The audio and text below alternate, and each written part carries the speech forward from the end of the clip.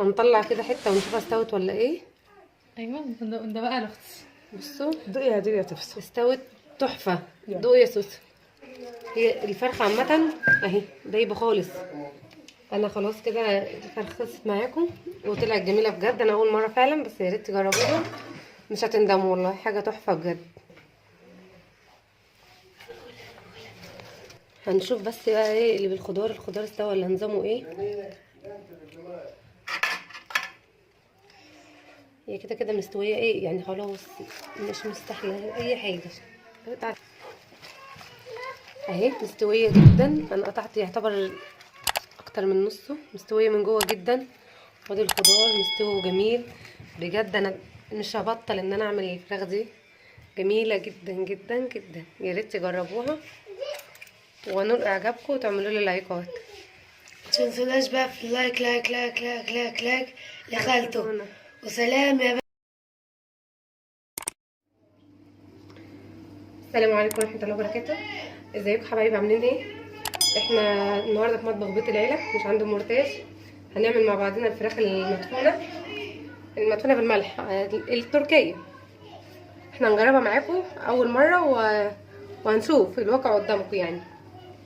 معانا الملح، هنحط بتاع 7 اكياس ملح هنا، وفرختين، وهنا خضار مشوحاه تشويحه بس وهو ني زي ما هو، دوبك شوحته بس مش اكتر. وحطيت عليه ملح وفلفل حياته، والتوابل بتاعتها بابريكا وجنزبيل وملح فلفل اسمر وثلاث 4 فصوص توم وشويه زيت زيتون وليمونتين كده مقطعهم شرايح وكام عود كزبره بقدونس. هنعمل الفرختين، واحده بالخضار اللي هو المتشوح دوت، والتانيه بالرز والكبد والقوانص ومشوحه مع بصلايه. هجيب الرز ونبتدي مع بعضين. الرز اهو مسويه محمره بصلايه، وحتى الكبد والقوانص التشويحه برده والرز، وبعد كده سويته سوا كامل مش نص تسويه، سوا كامل عشان خاطر يستوي مع الفراخ. هنا شويه ملح بالتوابل بتاعتها، هحيق بيهم بس بين الجلد كده.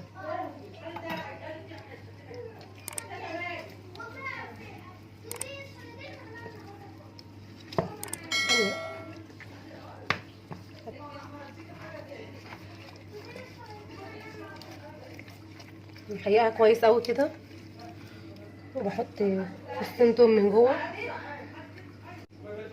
وهنحط برده الليمون. انا حاطه الليمون بقشره وبحطه بين الجلد كده برده عشان يحيق كويس. وابتدي احط بقى ايه الخضار اللي انا عاملاه.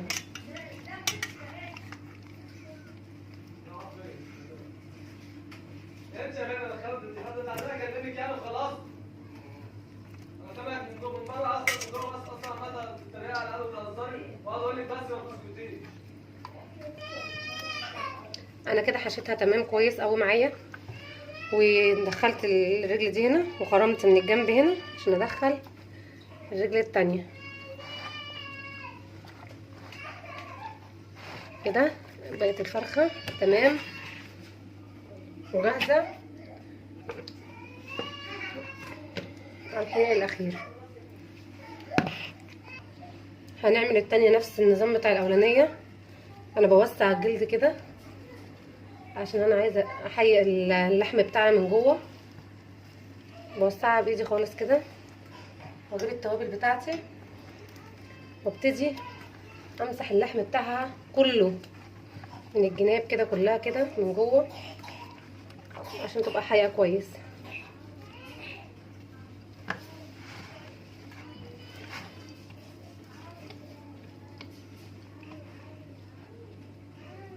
وبرده هناخد الليمون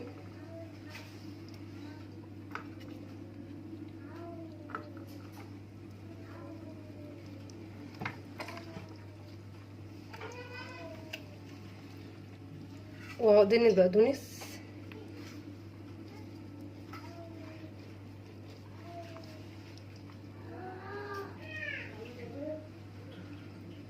وابتدي بقى احط الرز.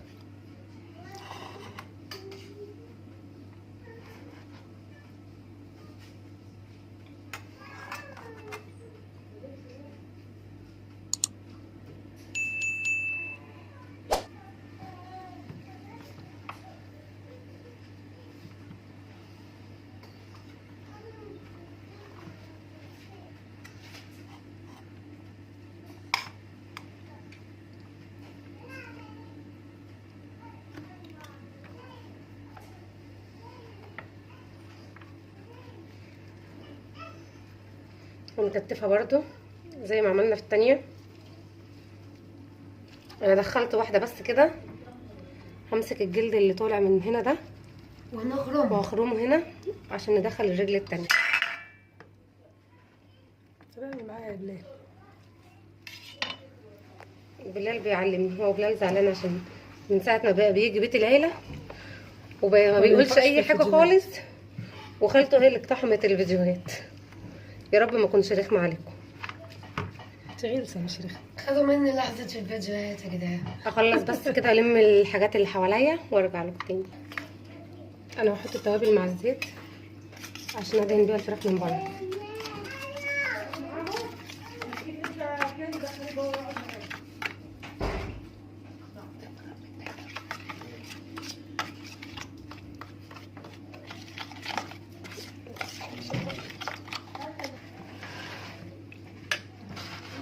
هنبتدي ندهن الفراخ من بره.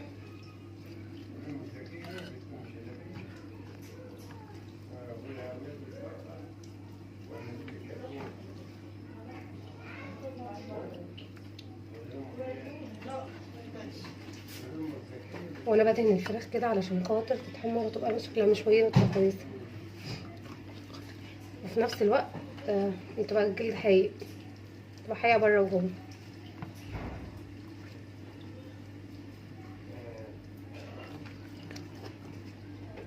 هكمل وارجع لكم تاني. هنديها بس زي صدمه كده، بس نديها لون على الطاسه.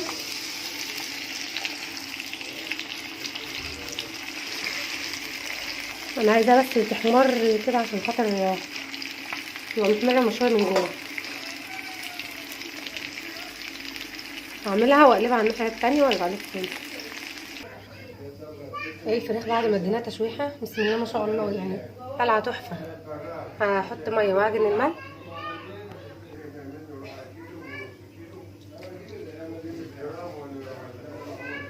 هعجنه كويس وارجع لكم تاني. ماشي. هناخد الفراخ هنغلفها كويس بالورق بتاع الزبده ده. بسم الله.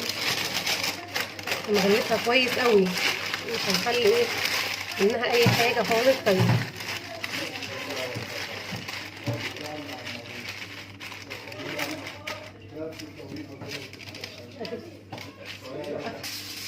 وبعد كده بجيب الورق السلوفان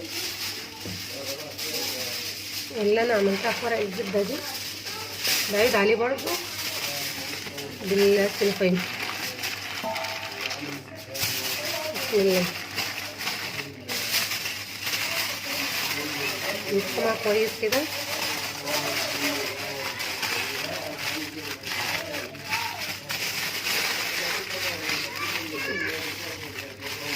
كده بقت جاهزه.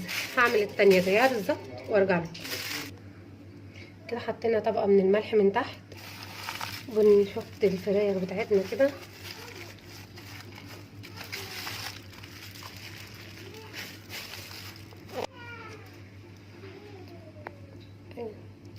هنبتدي نغطيها ايه بالملح، نغطيها كلها من كل جنب كده. الملح كده كده بيثبت عليها عشان خاطر معجونة عامة. الله عليك يا خالته، بس انت كده بتقطعها عليا. متنسيناش بقى في اللايك. ها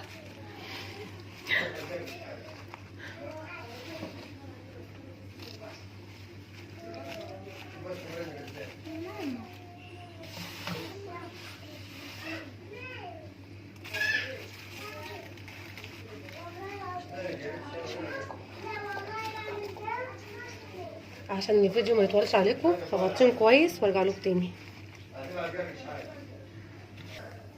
وبكده هكون دفنت الفراخ كويس قوي، وانا مشغله الفرن مسخناها. هحطهم في الفرن لمده ساعتين ويطلعوا ونوريهم لكم. وكده طلعناها من الفرن دلوقتي بعد ساعتين بالظبط. سخنه نار بصراحه. هنفتحها مع بعضينا وهنشوف الفراخ من جوه نظامها ايه.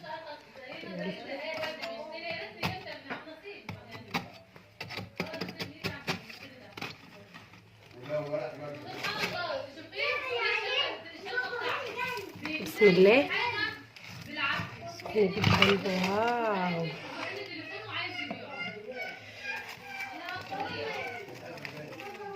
سخونة طبعا مش عايزة اقول لكم. دي عكس مكعبات السكر، دي بقى مكعبات ملح.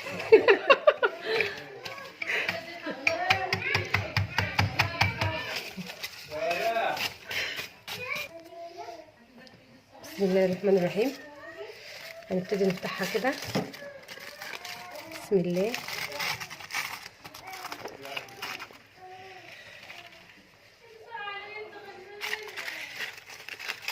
واو، شكلها حلو اوي. تسلم ايدك يا خالته. سخنة نار نار نار.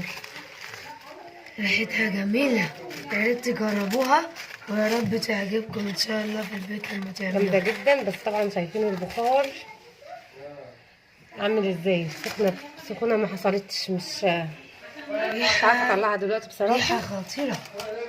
بس هوريها لكم مستوية ازاي. او ماي جاد. طلعناها كده من الصينية، هنشوفها بس مستوية ولا لا. سخنة نار طبعا. تسلم ايدك يا خالته، ريحتها تحفه. هنطلع كده حتة ونشوفها استوت ولا ايه. ايوه ده بقى الاختي. بصوا دوقيها دوقيها تفصل. استوت تحفة. دوق يا سوسة. هي الفرخة عامة اهي دايبة خالص. طبعا هدير بعد ما دقت مش قادرة احوش الفرخة من ايديها. انا خلاص كده الفرخة خلصت معاكم وطلعت جميلة بجد. انا اول مرة فعلا، بس يا ريت تجربوها مش هتندموا والله. حاجة تحفة بجد. طب يلا دوقي. هنشوف بس بقى ايه اللي بالخضار. الخضار استوى ولا نظامه ايه.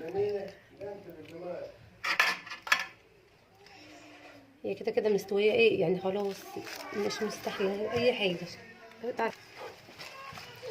اهي مستويه جدا. انا قطعت يعتبر اكتر من نصه. مستويه من جوه جدا.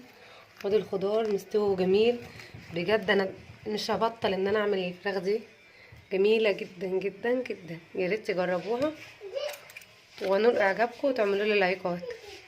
متنسوناش بقى في اللايك لايك لايك لايك لايك لايك لخالته. وسلام يا بلدي الكلام عشان عاوزة انام.